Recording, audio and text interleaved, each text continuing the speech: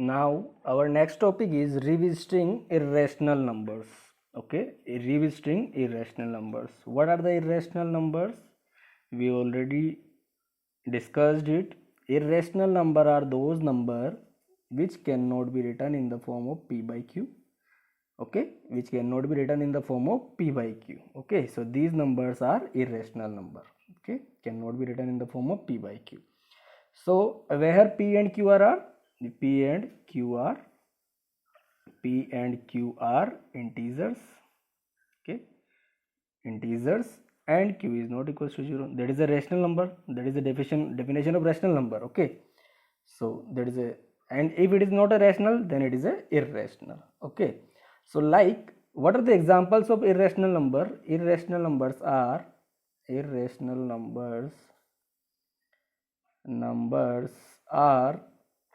we can also write like the radical sign and prime number here.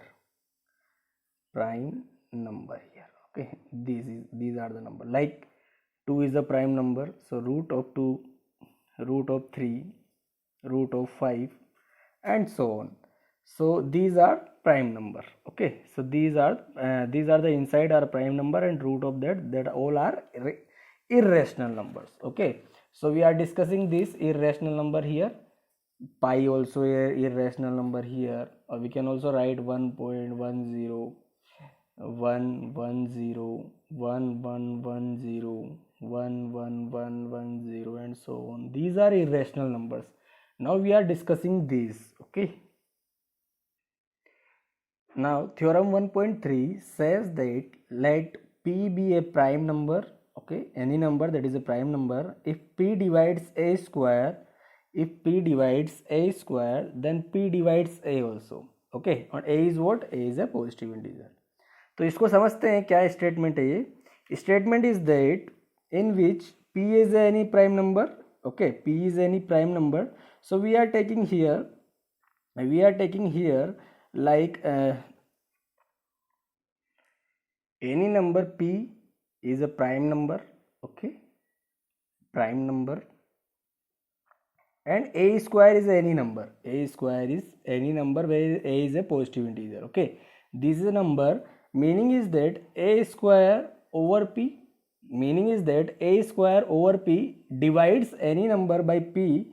A square is the number divided by p. Then that is the meaning here. We can write like that a into a by p.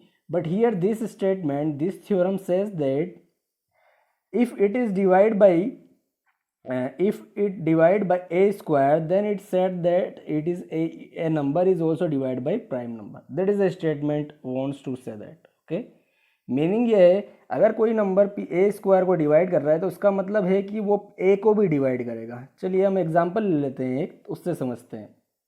समझिए, कोई भी एक example ले लेते हैं हम. If we are taking any number as like C A square means we are taking here A square. By p we are taking here like 5 we are taking here. Okay, so a square we can also write that 10 into 10 upon 5. So we can also say that if this number, there is a condition here, if this number divides a square, that is a complete here. Okay, मतलब अगर वो a square को divide कर रहा होगा 5 से, तो किसी प्राइम नंबर से, तो ये डेफिनेटली है कि वो सिंपल किसी एक नंबर को भी डिवाइड करेगा. ये डेफिनेटली ये कंडीशन है इसमें. ठीक है, तो ये ओबियसली ये 2 टाइम्स जाएगा, तो that is a condition over here. Okay, meaning ये है थ्योरम का कि सिंपल अगर वो ए स्क्वायर अगर कोई प्राइम नंबर से डिवाइड कर रहा है तो उसका ए भी उससे डिवाइड होगा. Simple this is the meaning over here. Okay, एक थ्योरम 1.4 लेकर हम एग्जांपल लेकर समझते हैं इसको क्या कहना चाहते हैं आगे.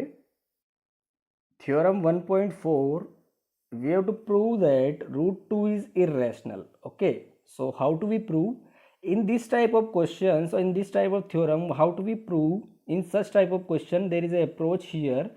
We always whatever be the given number, we always assumed opposite to it. means अगर रूट 2 अगर irrational हमें प्रूव करना है तो यहाँ पर हम एक टेक्निक यूज करेंगे, प्रूफ बाय कॉन्ट्राडिक्शन. ओके, तो वही एक हम टेक्निक यूज कर इसको सोल्व करते हैं. देखिए कैसे करेंगे. Proof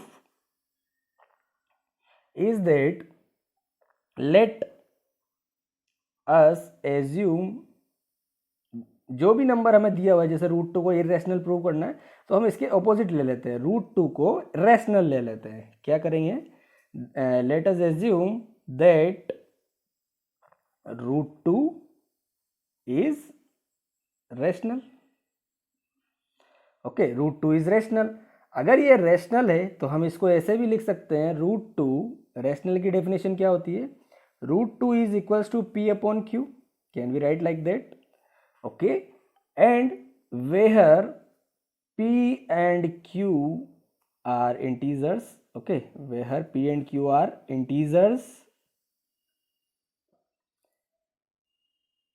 Q is not equals to 0 and P and Q are co-prime number।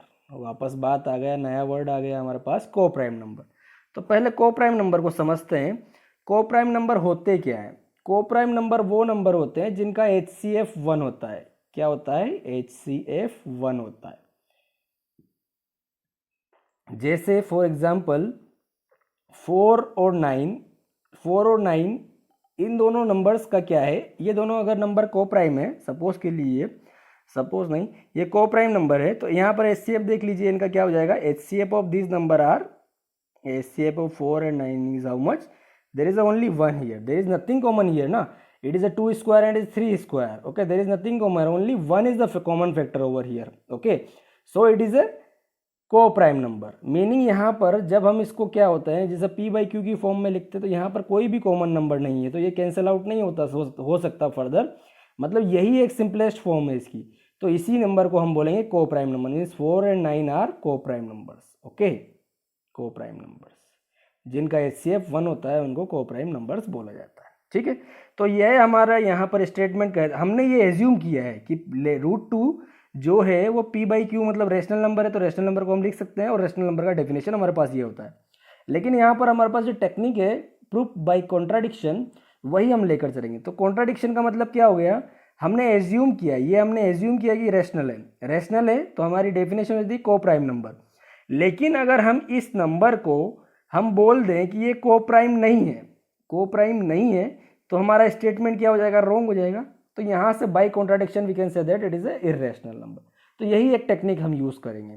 ठीक है, तो इस टेक्निक को यूज़ करने के लिए हम क्या करेंगे, यहाँ पर इसको को-प्राइम नंबर नहीं है ये बताना पड़ेगा हमें। तो सिंपल, चलिए बताते हैं कैसे करेंगे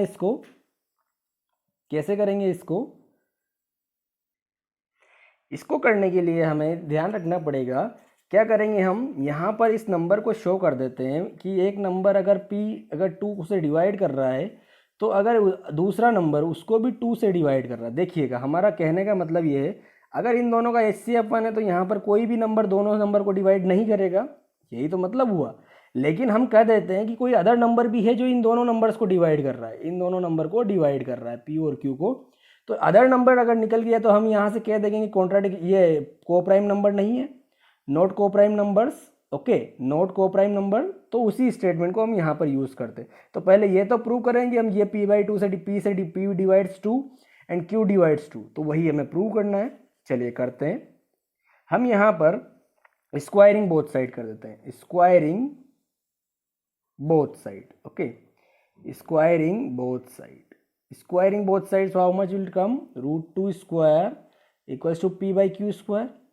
okay, so it comes out to be 2 equals to P square by Q square. Okay, P square by Q square. So we can say that it goes to that side if we write like that, rearranging them. Okay, so it comes to the Q square equals to P square by 2. Can we write like that? और यहाँ से हम ये भी कह सकते हैं, अभी थ्योरम जस्ट हमने प्रूव की है, जस्ट हमने स्टेटमेंट थ्योरम लिया है 1.3, उसमें हमने कहा था अगर P स्क्वायर को कोई नंबर अगर डिवाइड कर रहा है, तो उसका मतलब ये हो गया कि हमारा वो P को भी डिवाइड करेगा। यही हमने कहा था कि कोई नंबर पॉजिटिव इंटीजर का स्क्वायर को अगर कोई नंबर डिवाइड कर रहा है, A स्क्वायर को कोई प्राइम नंबर अगर डिवाइड कर रहा है, तो वो उसके सिंपल नंबर को भी डिवाइड करेगा। यही स्टेटमेंट लिया था। इस स्टेटमेंट को हम ले देते हैं number 1 equation number 1।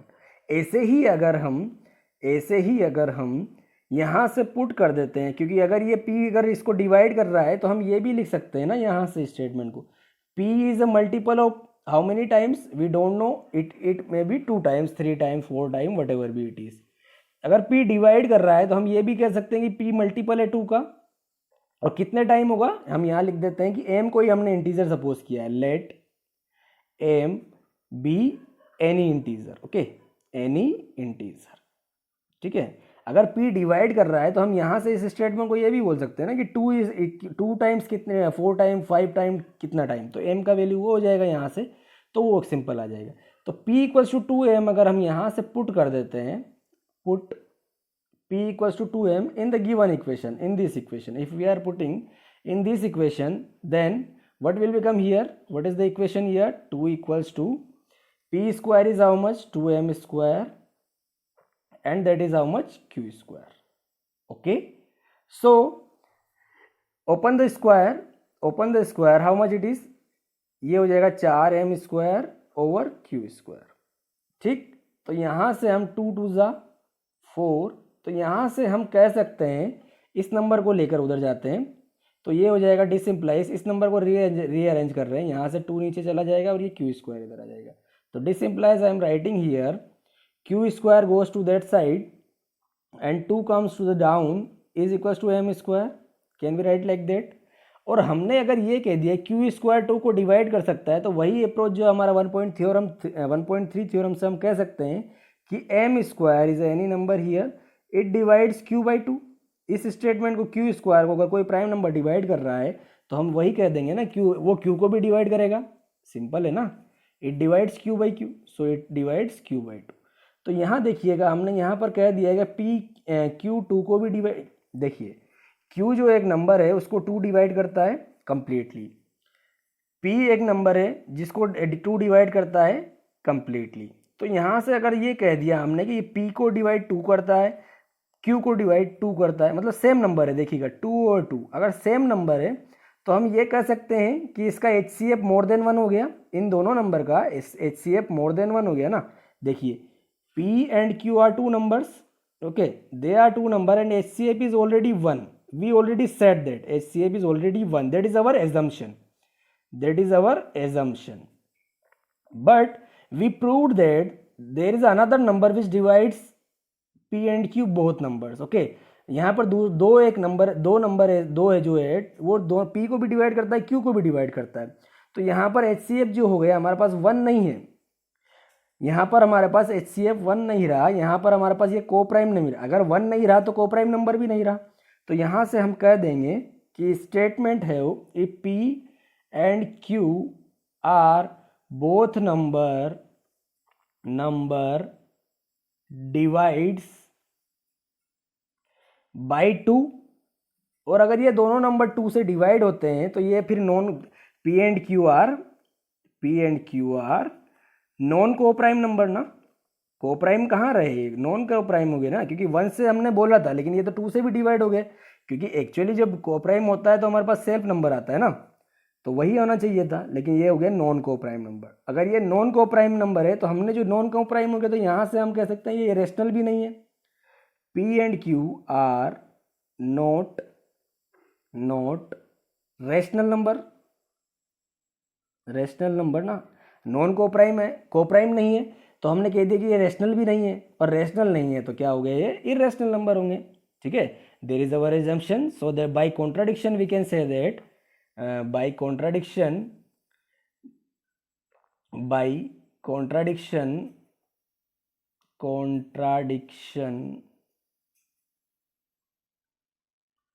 we can say that given number p and q का मतलब क्या होगा, एक रेशनल जो नंबर हमने एज्यूम किया था, यहाँ पर देखिएगा p एंड q हमने जो नंबर एज्यूम किया था वो नंबर क्या था, √2। तो अल्टीमेटली वो बात क्या हो गई, √2 एक रेशनल सपोज किया था लेकिन वो √2 अब क्या हो गया, इरेशनल हो गया। तो सो √2 is irrational। So you have to always remember in this type of question when we are solving, ये जब भी आप करेंगे इस टाइप के क्वेश्चन को सोल्व करने के लिए तो क्या करेंगे, यहाँ पर कॉन्ट्राडिक्शन से होगा। ये कॉन्ट्राडिक्शन टेक्निक ये होती है कि पहले आप कुछ और सपोज कर लीजिए, जैसे रेशनल सपोज किया और उसको इरेशनल प्रूव कर दीजिए। रेशनल सपोज करने के लिए क्या करना पड़ा हमें, पहले डेफिनेशन लिखी रेशनल पी बाई क्यू, उसके बाद हमने कहा कोप्राइम नंबर है, फिर इसको हमने कह दिया ये कोप्राइम नहीं है। कोप्राइम नहीं कहने के लिए हमने क्या करना पड़ा, स्क्वायरिंग की और इसको पी बाई टू किया प्रूव। फिर उसी का मल्टीपल हमने यहाँ पर इस वैल्यू में पुट कर दिया, P equals to 2m suppose करके यहाँ पुट कर दिया और यहाँ से क्यू बाई टू प्रूव कर दिया, यहाँ से हमने क्यू बाई टू भी प्रूव कर दिया। तो जब ये पी बाई टू भी मिल गया, क्यू बाई टू भी मिल गया, मतलब यहाँ पर अदर देन वन फैक्टर हो गया ना, वन से अलग फैक्टर है ये, तो ये जब पी और क्यू दोनों को ही डिवाइड कर रहा था, इसका मतलब यहाँ पर एच सी एफ वन तो नहीं रहा, वन नहीं रहा, तो यहाँ पर ये क्या हो गया, नॉन कोप्राइम नंबर्स हो गए, और नॉन कोप्राइम हो गए तो ये रैशनल भी नहीं रहा, नॉट रैशनल नंबर्स, तो रैशनल नहीं है तो क्या हो गया, ये इररेशनल होगा, तो गिवन नंबर क्या हो गया, रैशनल हो गया। तो ये एक प्रोसेस है, यहाँ पर यूज़ करना है हमें।